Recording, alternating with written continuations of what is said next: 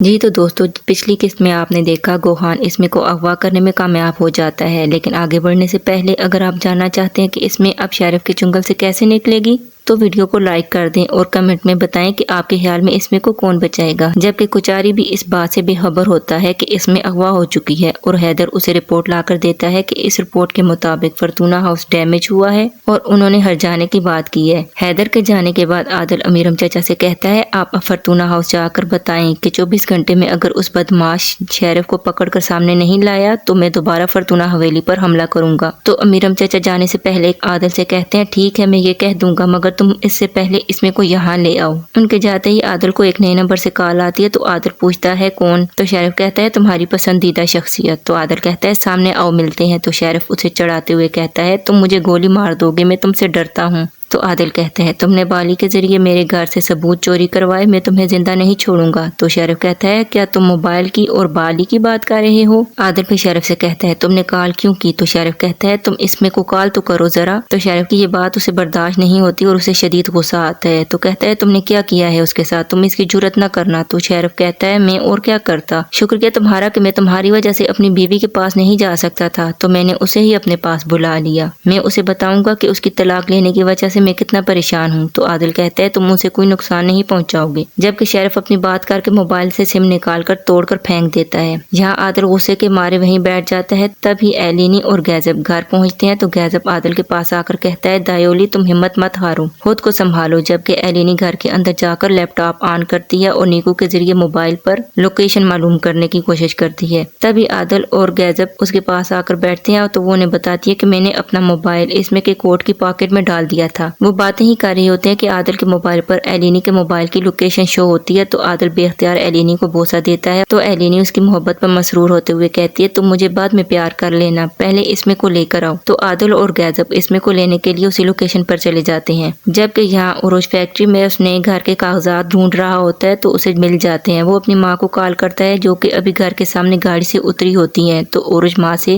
اس گھر کے بارے میں پوچھتا ہے کیا یہی گھر ہے جو چچا نے خریدا ہے؟ تو وہ ہاں میں جواب دیتی ہے۔ تو عروج موبائل پر ایڈریس کی تصویر لے کر اسی طرف جاتا ہے۔ جبکہ زیرف کال بند ہونے کے بعد ساس کے ساتھ گھر جانے لگتے ہیں تو امیرم چچا انہیں روک کر کہتا ہے عادل نے کہا ہے کہ اگر 24 گھنٹے میں شیرف کو سامنے نہیں لایا تو ہم اس گھر کو بھی تباہ کر دیں گے اور اب وہ نہیں رکے گا اور میں یہ نہیں چاہتا کہ آپ کو مزید کوئی نقصان پہنچے۔ تو زیرف کہتی ہے ہم ابھی تک اسے نہیں پکڑ سکے۔ تو امیرم دائی کہتا ہے جب تمہیں وہ مل جائے تو تم اسے ہمارے حوالے کرو گے۔ تو شیری خانم اسے کہتی ہے تو تب تم اسے قتل کر دو گے؟ ہاں۔ تو امیرم دائی کہتا ہے تمہارا بیٹا ہمارے لیے خطرہ ہے، اگر وہ میری اولاد ہوتا تو میں اسے قتل کر چکا ہوتا اور اگر تم نے اسے روک لیا ہوتا تو عادل یوں نقصان نہ پہنچاتا۔ امیرم دائی کی باتوں پر زیرف اور شیری خانم اسے دیکھ کر گھر کے اندر چلی جاتی ہیں، جہاں سیف جان اور شکریہ بیٹھی ہوتی ہیں۔ تو شیری خانم انہیں گھر میں دیکھ کر ایک دم ڈر جاتی ہے اور کہتی ہے تم یہاں کیا کر رہی ہو؟ تو سیف جان کہتی ہے ہم جہیز کی بات کرنے آئے تھے، اب جب کہ شادی میں 1 ہفتہ رہ گیا ہے۔ تو شیری خانم استغفار پڑھتے ہوئے کہتی ہے یہاں ہمارا گھر دھماکے سے برباد ہو گیا ہے اور اسے شادی کی پڑی ہے۔ تو زیرف ساس کو مطمئن کرتے ہوئے کہتی ہے کہ میں خود ان سے بات کرتی ہوں۔ پھر وہ سیف جان سے کہتی ہے کل جب عروج کی شادی ایلینی سے کرنے کی بات ہوئی تو وہ شدید غصے میں تھا۔ شکریہ زیرف سے پوچھتی ہے کیا ایلینی اسمے کی بیٹی ہے اور تم یہ بات کچاری سے چھپانے کے لیے اس عیسائی لڑکی کی شادی عروج سے کرنے کی بات کر رہے ہو؟ تو زیرف غصے کا اظہار کرتے ہوئے کہتی ہے ایلینی اسمے کی نہیں بلکہ ہجران کی بیٹی ہے، لیکن تمہاری پاگل بیٹی رائفل اٹھا کر آ جاتی ہے اور ہمیں پاگل کرنے لگتی ہے۔ ہم عروج کی شادی ایلینی سے کریں یا کسی اور سے، تمہیں اس سے کیا؟ تم ہو کون؟ تم نے جو دھمکی دی تھی اب وہ کام کی نہیں رہی، کیونکہ کچاری کو پتہ چل گیا ہے کہ اس کی بیٹی مر گئی ہے اور اس نے جو کرنا تھا کر لیا۔ تو اب میرا صبر نہ آزماؤ ورنہ میں تمہارا گھر توڑ دوں گی اور تمہارے پاس کوئی ہوٹل بھی نہیں جہاں تم جا کے رہ سکو۔ تو وہ دونوں ماں بیٹی وہاں سے جانے لگتی ہیں۔ تو سیف جان جاتے ہوئے کسی سوچ کے تحت رک کر زیرف سے کہتی ہے مجھے یقین ہے کہ ایلینی اسمے کی ہی بیٹی ہے اور تم لوگ یہ بات عادل سے چھپانے کے لیے اس کی شادی عروج سے کروانا چاہ رہے ہو۔ تو شکریہ بیٹی کی بات پر خوش ہوتی ہے، جبکہ زیرف اور شیری خانم کی زبانیں بند ہو جاتی ہیں۔ منظر بدلتا ہے اور گوہان اسمے کو لے کر مطلوبہ جگہ پہنچتا ہے۔ تو اسمے کو اٹھانے کے لیے گاڑی کی پچھلی سیٹ کا دروازہ کھولتا ہے تو اسمے گوہان کا ہی پسٹل اسے چھین کر اس پر تان لیتی ہے اور اسے خود سے دور رہنے کا کہتی ہے۔ گوہان کے لیے یہ سب غیر متوقع ہوتا ہے۔ اسمے اس سے ہتھکڑی کا پوچھتی ہے تو وہ انکار کرتا ہے۔ جب اسمے پسٹل کاک کرتی ہے تو گوہان پریشان ہو کر ہتھکڑی نکال کر اسے دیکھتا ہے تو اسمے اسے گاڑی کے اسٹیئرنگ کے ساتھ ہی خود کو باندھنے کا کہتی ہے۔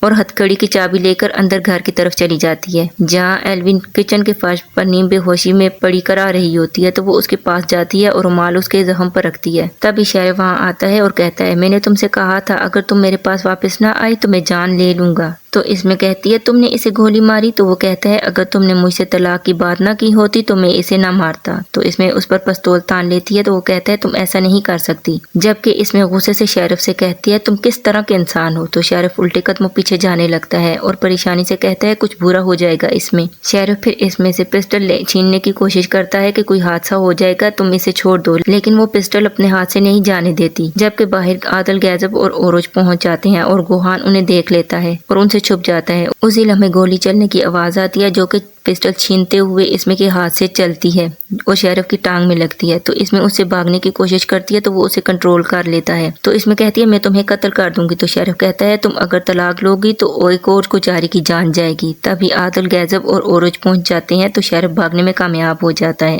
عادل اس میں کو بٹھاتا ہے تو اس کے ہاتھوں پر خون دے کر پوچھتا ہے تو وہ بتاتی ہے کہ ایلوی کو گولی لگی ہے، وہ زخمی ہے۔ تو گیزب بہن کی طرف بھاگتا ہے جو کہ کچن کے فرش پر بے ہوش پڑی کرا رہی ہوتی ہے، تو اوروج انہیں سائڈ پر ہونے کا کہتا ہے اور اس کے زخم کو دیکھتا ہے، جبکہ یہاں باہر شیرف کھیتوں سے چھپتے چھپاتے گاڑی کی طرف آتا ہے تو گوہان اسے بلاتا ہے۔ تب اس کی نظر عادل کی گاڑی پر پڑتی ہے تو وہ اس کی تلاشی لینے لگتا ہے، اسے وہاں پیسوں کی گٹھڑی ملتی ہے تو وہ اسے اٹھا لیتا ہے۔ تبھی اس کی نظر پستول پر پڑتی ہے تو وہ ٹیشو کے ساتھ اٹھا کر اپنے پاس رکھ لیتا ہے۔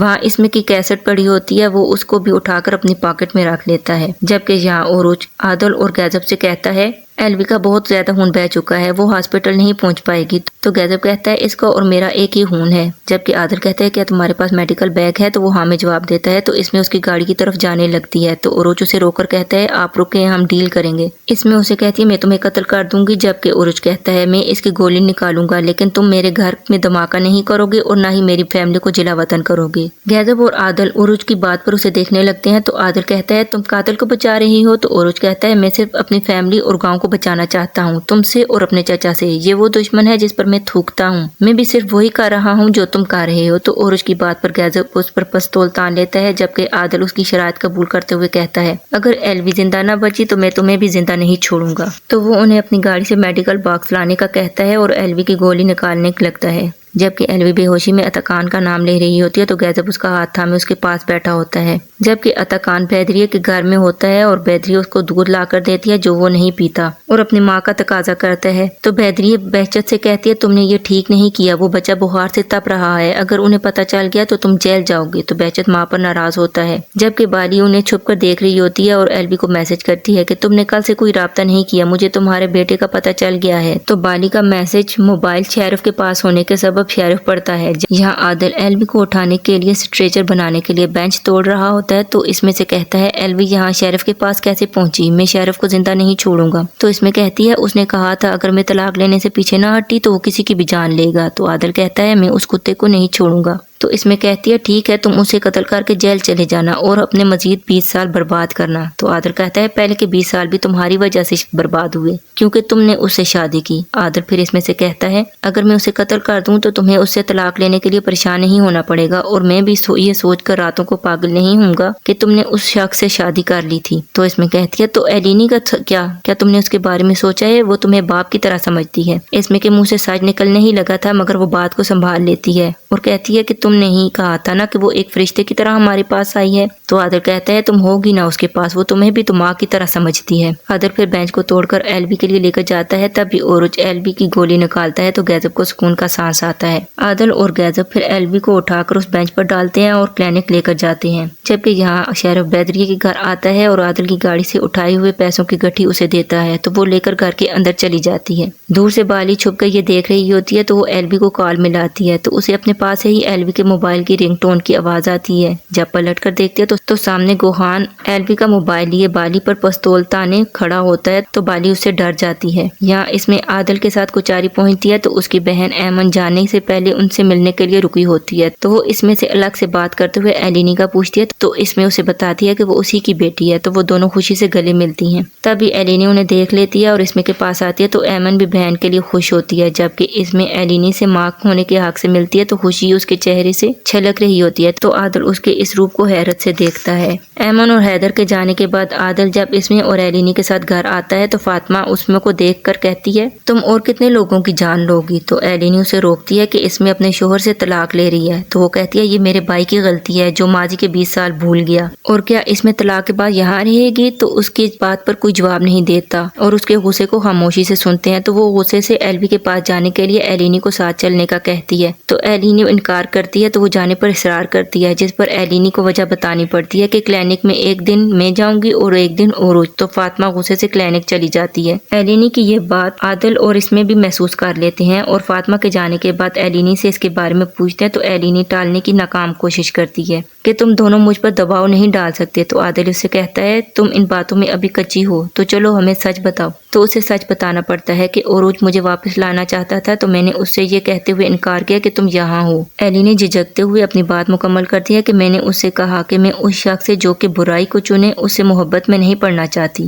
ایلینی اپنی بات کر کے پریشان سی ہو جاتی ہے تو عادل کو اس کی بات پر دکھ ہوتا ہے، جبکہ اس میں عادل کو ہی دیکھ رہی ہوتی ہے کہ وہ اب کیا کرے گا۔ تو عادل اس میں سے کہتا ہے میں ایلوی کی طرف جا رہا ہوں۔ وہ ایلینی کو مزید اس لمحے اذیت میں نہیں رہنے دینا چاہتا تو اسے اس کے حال پر پرسکون رہنے کے لیے چھوڑنا چاہتا ہے، مگر جانے سے پہلے وہ ایلینی سے کہتا ہے تم اس میں سے سبق سیکھو، جب مجھے اس سے محبت ہوئی تو 3 مہینے تک اس نے مجھے لٹکائے رکھا۔ تو ایلینی حیرت سے اسمے سے کہتی ہے تم نے اسے کیسے تڑپایا؟ تو عادل کہتا ہے غصہ مت دلاؤ، اور تم ایک فرتونہ شخص کے کیسے یہ اعتراف کر سکتی ہو جبکہ 3 دن میں اس کی شادی بھی ہے کہ تم اسے محبت میں نہیں پڑنا چاہتی؟ تو ایلینی اسے غصے میں دیکھ کر کہتی ہے عروج کو کچھ مت کہنا۔ تو عادل ایلینی کو ناراضگی سے دیکھتے ہوئے اسمے سے کہتا ہے دیکھو اسے ذرا، جبکہ اسمے ایلینی کو روکتی ہے کہ یہ اسے قتل کر دے گا۔ تو ایلینی پھر کہتی ہے اسے قتل مت کرنا بلکہ کسی کو قتل نہ کرنا، جب بھی تمہیں اس کا خیال بھی آئے تو 10 سے 1 تک گنتی گننا شروع کر دینا۔ تو عادل ایلینی کو ناراضگی سے دیکھتے ہوئے گھر سے باہر چلا جاتا ہے اور یہیں اس قسط کا اختتام ہوتا ہے۔ کیسی لگی یہ قسط کمنٹ میں ضرور بتائیے گا، اور اگلی قسط دیکھنے کے لیے چینل کو سبسکرائب کر کے بیل آئیکن کو پریس کرنا نہ بھولیے گا۔ تو تب تک کے لیے اپنا اور اپنے پیاروں کا رکھیے گا خیال۔ خدا حافظ۔